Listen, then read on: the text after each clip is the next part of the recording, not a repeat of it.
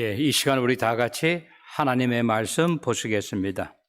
구약 성경 잠언서 29장 18절 Old Testament Proverbs chapter 29 verse 18 한 절이니까 우리 다 같이 합독하도록 하겠습니다. 잠언 29장 18절입니다. 시작. 묵시가 없으면 백성이 방자히 행하거니와 율법을 지키는 자는 복이 있느니라. 아멘.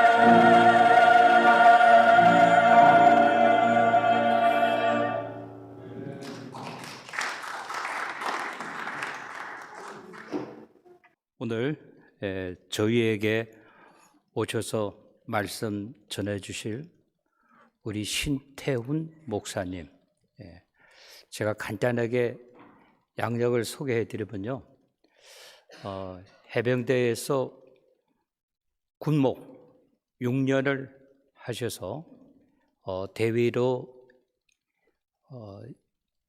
제대하시고, 그리고 요르단 아랍권이죠. 요르단에서 15년 동안 선교사 사역을 역임하셨고, 그리고 미국에서 뉴저지, 뉴욕에 있는 우리 한인 교회들이 중심이 된 선교단체에서 사무총장을 역임을 하셨습니다. 우리 학적으로는 한국의 기독교 성결교 부천에 있는 학교입니다. 거기서 이제 그 졸업을 하시고 그렇게 하셨습니다. 우리 오늘 나오셔서 하나님의 말씀 제목을 비전이라고 하는 제목으로 우리 하나님 말씀 전하실 때 이제 우리 신 목사님 나오셔서 하나님 말씀 전해 주시겠습니다. 많은 은혜 받으시기 바랍니다. 할렐루야. 여러분 만나 뵙게 돼서 반갑습니다. 하나님의 집 하늘의 문 우리 베델교회에 여러분들과 함께 예배하게 돼서 참 기쁘고 하나님께 감사와 영광을 올려드립니다. 이 시간 함께 예배 드리시는 저와 여러분 모두에게 우리 주님으로부터 은혜와 평강이 있기를 축원합니다. 우리 오늘 본문 말씀인 잠언 29장 18절 말씀을 다시 한번 보겠습니다. 잠언 29장 18절 말씀을 보시면 묵시가 없으면 백성이 방자에 행한다라는 말이 있습니다. 이 말을 킹 제임스 버전에는 이렇게 되어 있어요. Where there is no vision, the people perish. 백성이 비전을 갖지 못하면 망한다라는 말이에요. 비전이 없으면 백성이 망한다. 여러분, 무엇이 비전입니까? 우리 모두는 비전을 갖기를 원하고, 또 모든 기관, 또 정부, 교회도 비전을 이야기합니다.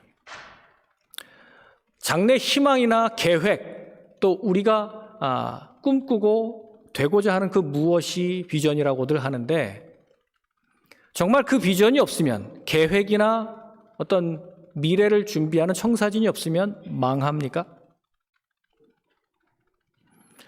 저도 어린 시절에는 계획을 가지고 있었고, 저도 인생에 대한 비전이라고 하는 것들을 그리곤 했었는데요. 사역자로 접어든 이후에 저의 삶은 오히려 이 계획대로 잘 되지 않은, 하나님의 인도하심에 오히려 맡겨서 하나님이 저를 이끌고 가시는 그런 삶을 많이 살게 되었었습니다. 그러니 여러분, 비전이라고 할 때 우리가 어떤 목표도 없이 표류하면서 방황하라고 하는 것은 아니지만, 인생의 목표나 계획이 비전이 아니라 성경이 말하는 비전, 결국 이 비전 갖지 못하면 망한다라고 하는 이 비전은 우리 인간이 말하는 비전과는 좀 결이 다른 하나님의 시각, 관점을 말하는 것입니다. 킹 제임스 버전에는 비전이라고 말씀하고 있지만, 우리 개역 한글판, 개역 개정판에는 묵시라고 되어 있고, 또 다른 영어 성경에 보면 revelation, 계시라고 말합니다. 묵시나 계시는 어떤 것이냐면, 이 감추어진 것을, 이 뚜껑을 열어서 보여준 것, 우리에게 보여준 것. 감춰 있을 때는 그것이 임봉되어 있기 때문에 비밀일 수 있으나, 이것이 열려져서 우리에게 보여지면 그것은 더 이상의 비밀이 아니죠. 성경이 이와 같은 것입니다. 그래서 오픈 시크릿이라고 말해요. 성경을 여러분들이 펼쳐서 보기 시작하면 하나님의 비전이 다 나와 있어요. 우리는 이 하나님의 시각과 관점을 갖게 된다면 결코 망할 수 없다라는 것을 오늘 말씀으로 여러분들과 은혜를 나누고자 합니다. 나를 향한 하나님의 비전이 있어요. 하나님께서 나를 어떻게 보시는가는 사실은 여러분들이 각자 자신을 보는 여러분의 그 자아관과 좀 차이가 날 수도 있습니다. 일치되면 가장 건강한 것이고요. 교회를 보는 주님의 교회관이 있습니다. 요한계시록 1, 2, 3장에는 소아시아 7 교회를 향한 주님의 편지가 담겨 있죠. 그것이 바로 주님께서 교회를 어떻게 보시는가 하는 주님의 교회관입니다. 이 세상을 하나님이 지으셨고 세상을 아름답게 창조하시고 하나님이 보시는 세계에 대한 안목이 있어요. 그걸 하나님의 세계관이라고 합니다. 하나님은 비전의 하나님, 하나님은 보시는 하나님이신 줄 믿으시기를 바랍니다. 오늘 우리가 성경의 계시를 통해서 다 눈을 열어서 분명하게 보고 확실하게 붙잡아야 할 비전이 무엇인지 이 창세기의 아브라함 이야기로부터 시작해서 성경의 하나님의 비전 이야기들을 확인하려고 합니다. 창세기 12장 1절에 보면 하나님이 아브라함을 갈대아 우르에서 불러내실 때 너는 너의 본토, 친척, 아버지의 집을 떠나 내가 너에게 보여줄 땅으로 가라 이렇게 말씀하셨습니다. 이것은 아브라함 한 사람을 통하여 그 씨로 말미암아 천하 만민에게 영생의 복을 얻게 하도록 하시는 선교 명령입니다. 아브라함이 그 말씀을 믿음으로 순종하여 갈 바를 알지 못하고 가나안 땅까지 갔을 때 하나님께서는 순종하는 아브라함에게 어떠한 약속을 하십니까? 2절 3절에 보시면 너로 큰 민족을 이루고 내 이름을 창대하게 하리니 너는 복이 될지라. 하나님은 아브라함에게 복을 주시고 그 복을 모든 민족 천하 만민에게 흘려보내 주시겠다라고 하는 전 세계에 대한 구원의 계획, 이 하나님의 비전이 시작된 것이죠. 그 씨로 말미암아 천하 만민이 복을 얻게 하겠다라고 할 때에 그 씨는 인간의 자구책, 여종 하가를 통하여 낳은 이스마엘이 아니에요. 백세에 얻은 약속의 아들 이삭을 가리킨 겁니다. 그런데 하나님은 그 사랑하는 독자 이삭을 번제로 태워서 드리라. 그렇게 시험을 하십니다. 창세기 22장 아케다 사건인데요. 이렇게 결박해서 묶었다라는 뜻의 아케다 사건이 창세기 22장에 나옵니다. 여러분 창세기 22장을 한번 펼쳐서 함께 확인하면서 읽으면 좋겠습니다. 여기는 좀 자세히 볼 테니까요. 여러분 성경 가지고 계시는 분들은 22장을 한번 보시기 바랍니다. 22장은 놀라운 하나님의 비전에 대한 이야기로 가득 차 있습니다. 아브라함을 하나님이 부르십니다. 아브라함아, 예, 제가 여기 있습니다. 분명히 아브라함은 75세 때 하나님의 소명을 받고 지금 120세 정도 되었으니까 45년 이상을 하나님과 친구처럼 날마다 대화하며 동행하였던 하나님의 친구예요. 하나님의 음성을 잘 알아들을 수 있는 사람이었습니다. 분명히 하나님의 부르심에 그는 순종하는 사람이었습니다. 그런데 2절 말씀을 보세요.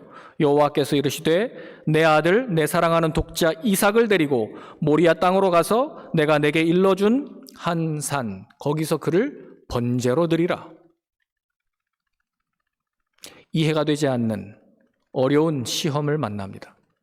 그러나 하나님의 명령을 분명하게 알기에 아브라함은 지체하지 않고 그 다음 날 아침 일찍이 일어나서 나무 장작을 가지고 또 종 둘과 함께 아들 이삭을 데리고 3일길 모리아까지 행합니다. 여러분 당시의 예배는 피로 드리는 희생 제사였죠. 번제로 드리는 것이니까요. 아브라함은 아들 이삭과 함께 두 종들과 3일길을 행하였습니다. 그런데 모리아 산으로 가는 2박 3일간의 이 긴 여정 가운데 그 4명의 남자들은 아무 말 하지 않고 침묵하며 걸어갔을 것입니다. 불안했을지 모르겠어요. 번제, 제사를 드리기 위해서는 3가지가 필요한데 횃불 가지고 갑니다. 나무 장작 가지고 갑니다. 그런데 제일 중요한 뭐가 빠졌어요? 재물이 없어, 재물. 양이나 염소를 데리고 가지 않고 있습니다. 그럼 뭔가는 지금 빠져 있는 거예요. 두 종들과 함께 모리아산에 당도하여서 산기슭에 그 두 종들을 너희는 여기서 기다려라 하면서 아들만 데리고 아들에게 이제 가져온 나무 그 땔감이 된 장작을 짊어지게 하고 아들이 그 나무를 지고 아버지와 아버지는 칼과 횃불을 가지고 둘이 올라갑니다. 이때 오랜 침묵을 깨뜨린 아들 이삭의 질문이 등장합니다. 7절입니다. 아버지, 불과 나무는 있거니와 번제할 어린 양은 어디 있나이까? 아버지, 지금 우리가 불도 가지고 가고 나무도 제가 짊어지고 가는데 어린 양은 어디 있습니까? 이때 여러분 같으면 뭐라고 답변하시겠어요?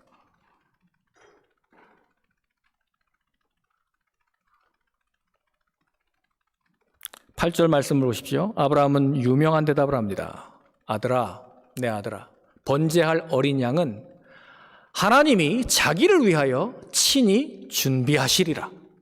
여러분, 이 말씀은 아브라함이 하나님을 다 알지 못하고 이해하지 못하지만 하나님께서 무슨 일을 행하실 것이다, 예비하실 것이다 라는 믿음의 말이었습니다. 그런데 여기 친히 준비하시리라 라고 하는 이 말의 원어가 이레입니다. 이레라고 하는 말은 히브리어로 라라고 하는 보다라는 동사의 3인칭 남성 단수 현재형이에요. 하나님, 그가 지금 보신다. He sees, He will see 라는 말이에요. 미래형이 될 수도 있고. 하나님이 지금 보고 계신다라고 하는 이 말을 친히 준비하신다라고 바꾸어서 영어와 한글 성경은 번역해 놓고 있습니다. 하나님이 다 보고 계시니까 너는 염려하지 마라. 우리는 그것까지는 알지 못하지만 하나님이 알아서 하실 것이다. 하나님을 온전히 믿고 맡기고 그 두 부자는 계속해서 산 정상까지 올라갔습니다. 여러분, 우리가 다 이해하지 못해도 하나님의 명령에 순종할 때에는 우리는 예배하고 믿음의 말을 하는 것이 전부가 되어야 할 줄 믿습니다. 아브라함이 그 산에 올라가서 그에게 일러주신 곳에 이르렀습니다. 그곳에 제단을 쌓습니다. 그리고 가져온 나무를 벌려놓습니다. 그리고 이삭에게 가져온 노끈을 가지고 그를 결박해 꽁꽁 묶습니다. 그리고 이삭을 그 제단 위에, 나무 장작 위에 올려놓습니다. 여러분, 이상하지 않습니까? 이삭이 지금 나이가 몇 살 정도 되어 보입니까? 네, 성인이에요. 청년입니다. 다 장성한 청년이에요. 아브라함은 120세가 넘은 노쇠한 나이입니다.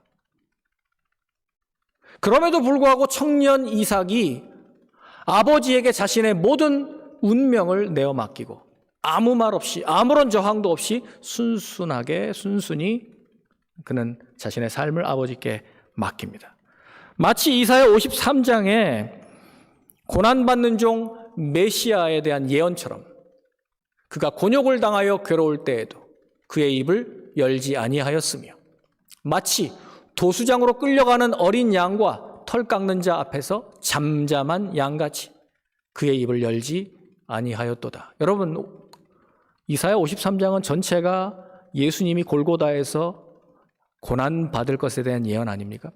마치 이삭이 그렇게 예수님처럼 자기 자신의 운명을 하나님 아버지께 온전히 내어 맡기는, 죽기까지 복종하는 모습을 보여주고 있습니다. 그리고 아브라함이 준비한 그 칼을 들어서 손에 칼을 잡고 그 아들을 내리치려고 하는 바로 그 순간에 하늘에서 하나님의 사자가 급하게 그를 불러 세웁니다. 아브라함아, 아브라함아. 그에게 아무 일도 하지 말라. 네가 네 아들, 내 독자까지도 내게 아끼지 아니하였은즉 내가 이제야 하나님 경외하는 줄을 알았노라. 시험에 합격한 거예요.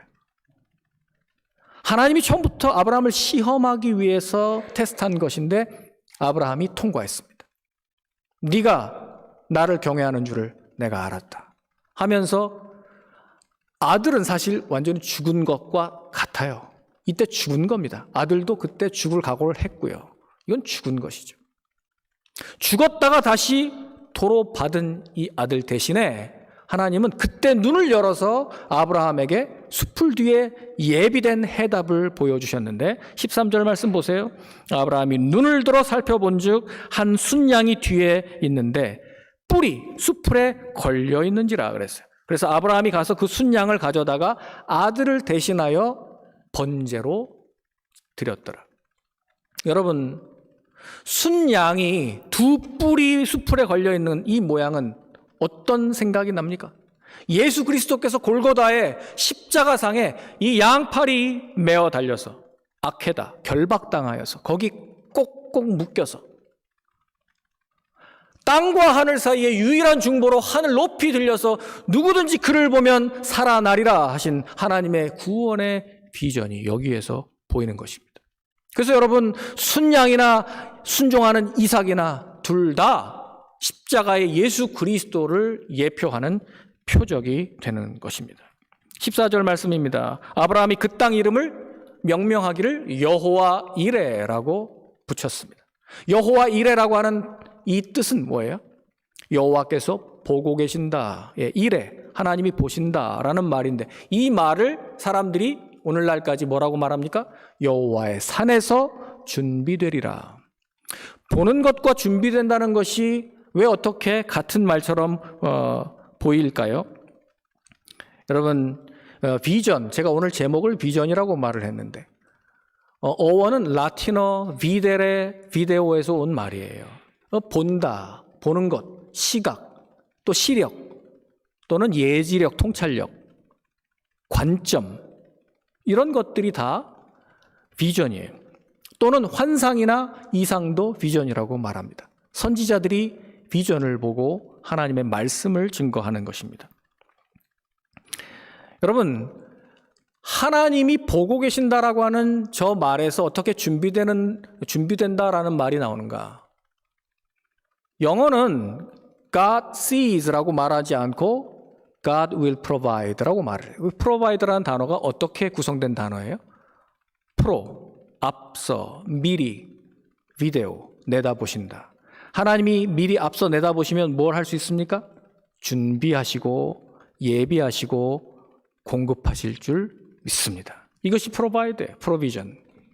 여기서 파생된 아주 놀랍고 은혜로운 신학 용어가 있어요. 그게 뭐냐면 providence.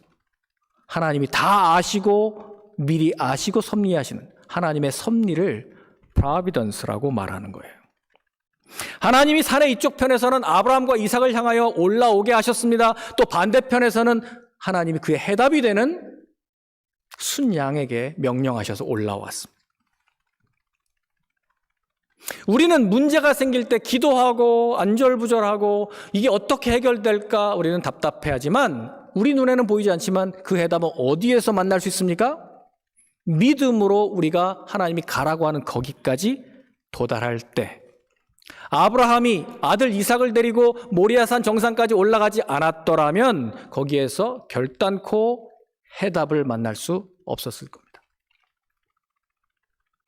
문제는 종종 문제 자체를 따르지 않아요. 해답은 문제를 따르는 게 아니에요. 해답은 언제나 하나님의 명령을 따릅니다. 아브라함과 이삭에게 올라가라고 하신 분은 하나님이세요. 이건 우리가 이해하죠. 그런데 순양에게는 누가 올라가라고 했을까요? 마찬가지예요.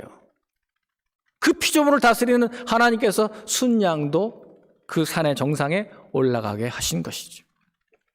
여러분, 아브라함의 문제와 하나님의 해답이 만난 이 교차점을 뭐라고 말해요? 이 크로스로드라고 하는 것, 십자가의 길. 바로 우리는 십자가에서 하나님의 공의, 그러니까 죄를 반드시 벌하셔야만 하는 하나님의 문제와 하나님의 사랑, 그 죄를 용서하시고 구원하시려고 하는 해답이 십자가에서 만나는 것이죠. 그래서 우리는 십자가에 도달할 때까지는 하나님의 구원을 보지 못합니다. 다시 잠언 29장 18절 말씀, 비전이 없으면 백성이 망한다. 이 말은 요한복음 3장 16절과 맥을 같이 하는 말입니다. 하나님이 세상을 이처럼 사랑하사 독생자를 주셨으니 이는 그를 믿는 자마다 예수 그리스도께서 죄와 사망으로 죽은 우리들을 대신하여 예수님이 친히 십자가에서 희생이 화목제물이 되심으로 말미암아 누구든지 그를 보고 믿는 자마다 멸망하지 않고 영생을 얻게 하려 함이니라. 아멘. 이 말씀, 이 비전, 이 구원의 비전을 받는 사람이야말로 그는 하나님의 영생의 복을 얻는 하나님의 비전을 갖기 때문에 그는 결단코 망하지 않는 하나님의 자녀가 되는 줄 믿습니다.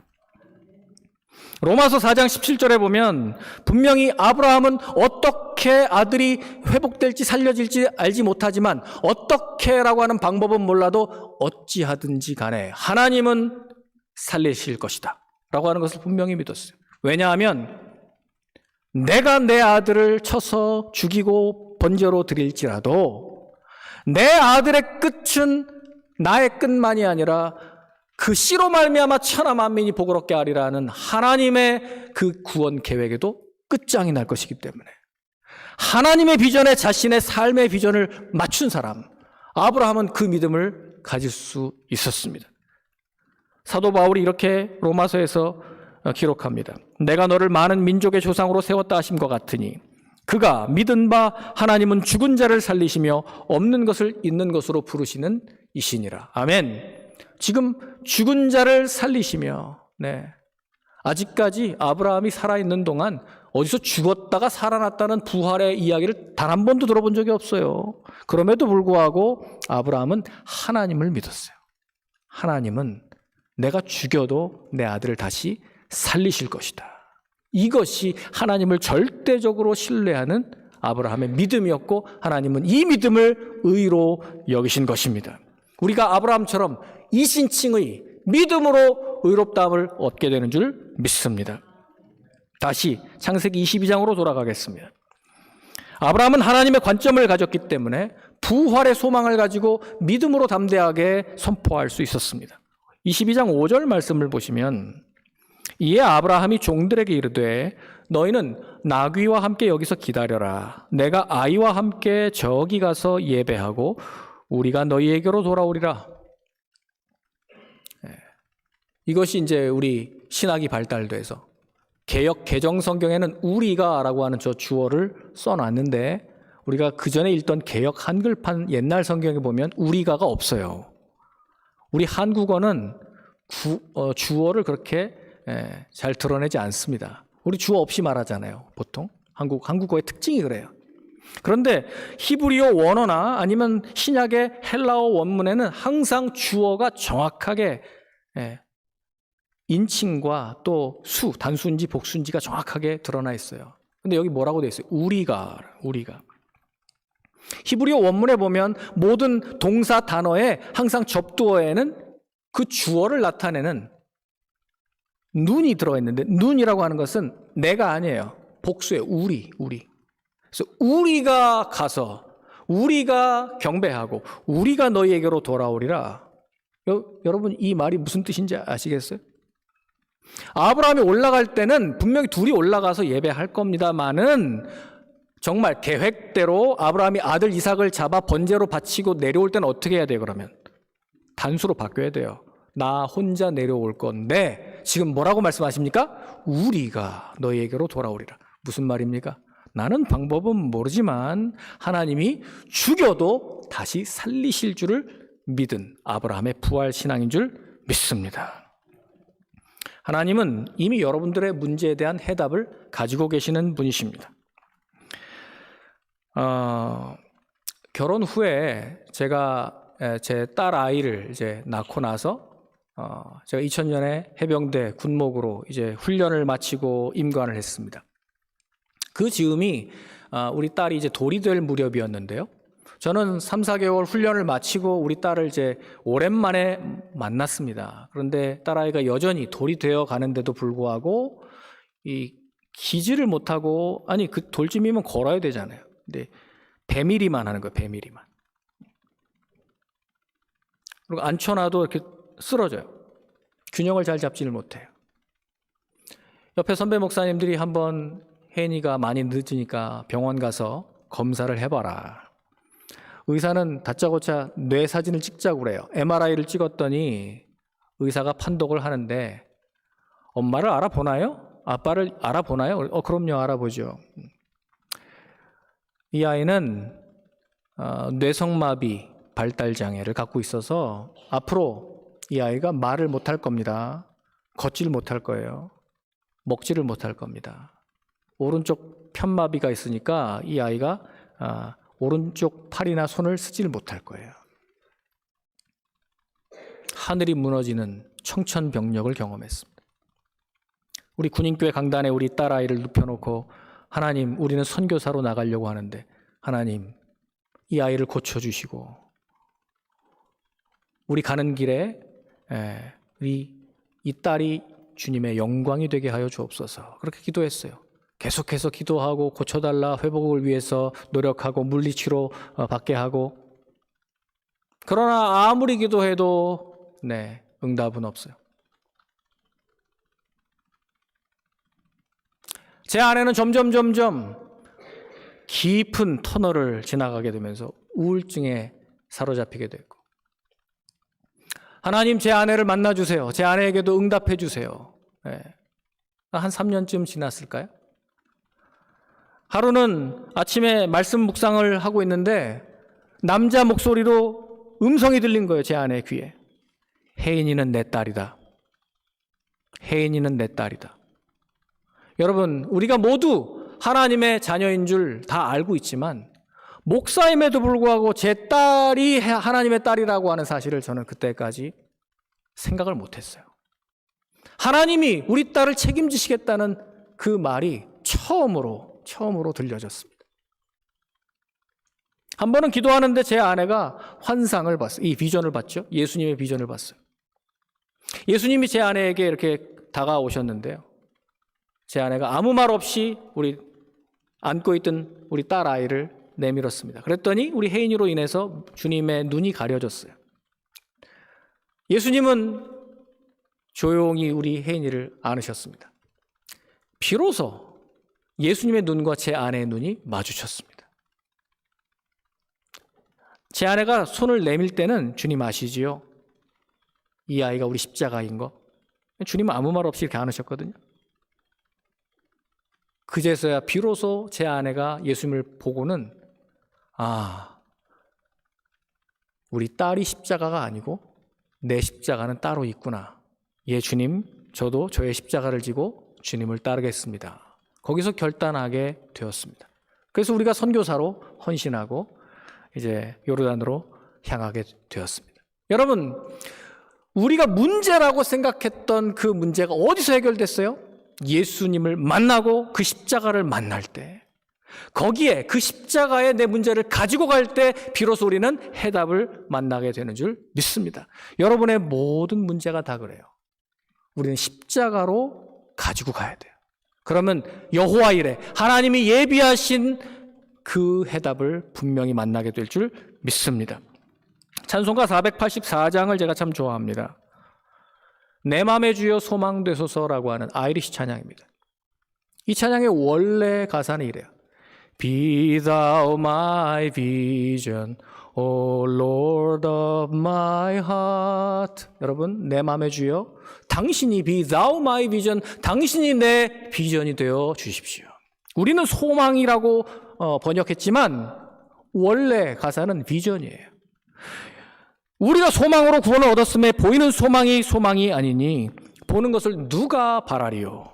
만일 우리가 보지 못하는 것을 바라면 참음으로 기다릴지니라. 히브리서 11장 1절도 믿음은 바라는 것들의 소망의 실상이요, 보이지 않는 것들의 증거니. 여러분, 우리가 보이는 것을 소망하는 게 아니에요. 우리가 정말 바라고 의지하고 믿는 소망, 그 비전이 한 분 계신데, 믿음의 주요 또 온전하게 하시느니, 믿음의 시작과 믿음을 완성케 하시느니 예수 그리스도신 줄 믿으시기 바랍니다. 이것이 우리의 끝까지 붙잡아야 할 비전입니다. 토미 테니의 하나님의 관점이란 책에 재밌는 부분이 있어 소개합니다. 여러분들은 아브라함이 오른 그 산, 모리아라고 하는 그 산의 이름의 뜻을 아십니까? 스트롱 히브리어 성서 대사전에 보면 모리아는 이런 뜻이에요. 야훼께서, 리는 아까 이레 할 때 그 본다, 야훼께서 보시는 장소라는 뜻이에요. 모리아, 하나님께서 보시는 관점의 산, 하나님의 비전의 산, 그러니까 그 산에서 여호와께서 준비하시리라 라고 말씀하시는 것이죠. 하나님은 바로 그 장소 모리아산에서 아브라함과 이삭의 순종만 보신 것이 아닙니다. 앞으로 아브라함, 이삭, 야곱을 통하여 이제 12지파 가운데 네 번째 아들인 유다 지파 가운데 태어날 다윗을 보셨습니다. 이 모리아산 사건에서 1000년이 지난 다음에 유다 지파에서 다윗 왕이 이 모리아산 아라우나의 타작마당을 성전을 짓기 위해서 그 부지를 값주고 삽니다. 모든 재료를 다 준비하고 그의 아들 솔로몬이 이 모리아산, 이 산을 시온산 삼아서 성전을 건립합니다. 여러분, 성전이 있는 위치가 어디예요? 모리아입니다. 모리아. 학개스가랴 때 유다 총독 스룹바벨이 다시 한번 재건합니다. 무너진 성전을. 하나님이 보셨어요. 그리고 또 1000년이 지나서 예수님이 오셨습니다. 그때 46년 동안 계속해서 헤롯이 성전을 짓고 있는데 많은 제자들이 주님 보시죠. 너무나 아름답지 않습니까? 주님께서 뭐라고 말씀하셨어요? 이 성전을 헐어버려라. 내가 3일 만에 다시 일으키리라. 이것은 성전된 자기 육체를 가리켜 말씀하신 것이라. 그렇게 말씀합니다. 성전은 건물, 이 건물이 화려해 보여도 이 성전은 AD 70년에 이제 티토 장군에 대해서 완전히 다 무너질 것이다. 성전은 이게 성전이 아니고 예수 그리스도. 당신의 몸이 성전이고 예수 그리스도의 피를 통해서 얻게 될 하나님의 성전은 교회가 될 것이다. 주님이 말씀하지 않으셨습니까? 약속하신 대로 예수님이 40일 함께 계시고 승천하신 이후에 120명의 성도들이 마가의 다락방에 모여서 간절히 뜨겁게 기도하니까 하늘에서 약속하신 대로 하나님의 성령이 강림하셨습니다. 각 사람들이 난곳 방언으로 복음을 듣게 되고 그날 3,000명이 하나님께 돌아왔는데 이것이 예루살렘 교회가 탄생된 것이죠. 여러분, 하나님은 모리아에서 하나님의 비전의 산에서 성전의 제사를 보셨고 그 성전을 대체하는 예수 그리스도의 십자가 그 사건을 보셨고 거기서 떨어진 그 피로 말미암아 예수님의 몸된 교회가 탄생할 것을 보셨습니다. 그것이 끝이 아닙니다. 모든 교회가 전 세계에 다 땅끝까지 이르러 복음을 증거함을 통하여서 각 나라와 족속과 백성과 방언에서 아무라도 능히 셀 수 없을 만큼의 수많은 허다한 무리들이 흰옷을 입고 종려가지를 흔들면서 구원하심이 보좌에 앉으신 우리 하나님과 어린 양께 있도다. 할렐루야. 이것이 우리가 찬양하는 그 비전이에요. 아직까지 완성되지 않은 천상의 그 예배예요.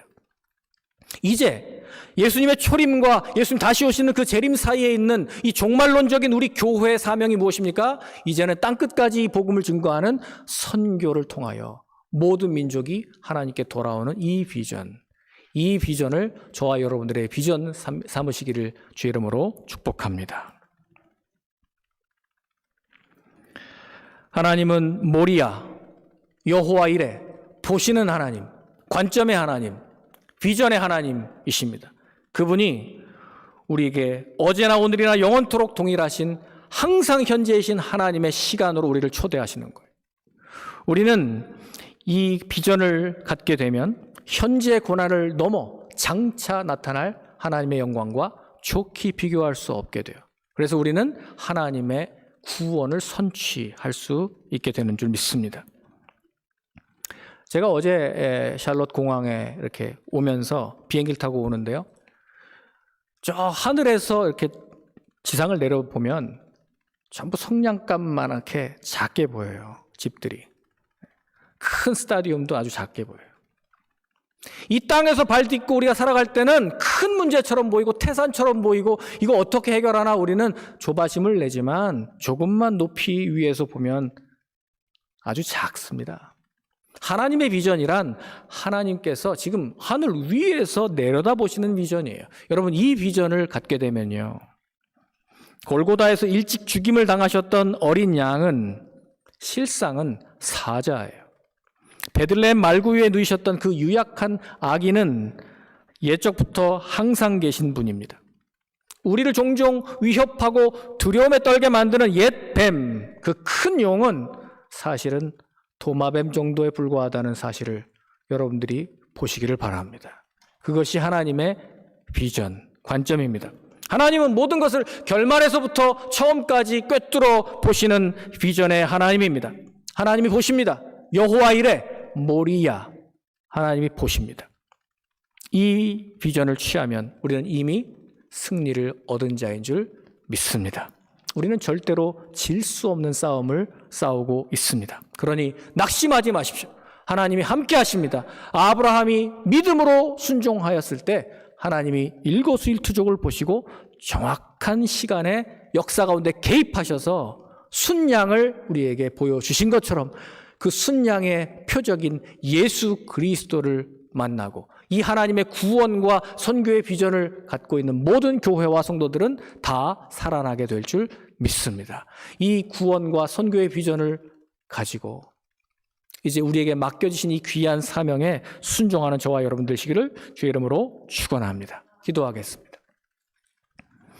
하나님 아버지 감사합니다. 비전이 없으면 백성이 망한다고 했습니다. 주님, 우리 눈을 열어 주님의 비전, 하나님의 관점, 구원과 선교의 비전을 가지고 나를 바라보고 우리 가정과 우리 교회를 주님이 보시는 관점을 가지고 바라보게 하여 주시옵소서.